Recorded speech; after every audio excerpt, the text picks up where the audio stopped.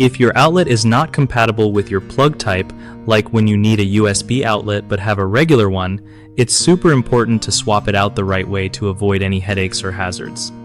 So, first things first, figure out what kind of plug you actually need for your device. If it's a USB charger, look for an outlet that has built-in USB ports, which makes charging way easier and cuts down on extra adapters. Before touching anything, make sure you turn off the power from your breaker box. Safety first, always. Grab a voltage tester to double-check the outlet is definitely off before you start messing with wires. When you take the old outlet out, note how the wires are connected so you can hook up the new one the same way. Usually, black or red wires go to brass screws and white wires to silver screws. If you're not confident with electrical work, don't sweat it. Calling a licensed electrician is the smartest move. After installing the new USB outlet, turn the power back on and test it with your device to make sure it's charging properly.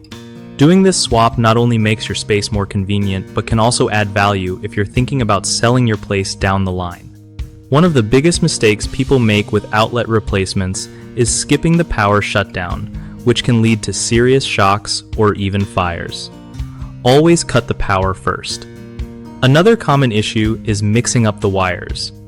Hooking black and white wires to the wrong screws can cause outlets not to work or create electrical hazards, so double-check those connections carefully.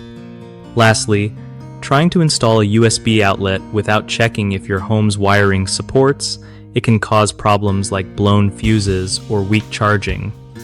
If unsure, ask an electrician before buying new outlets.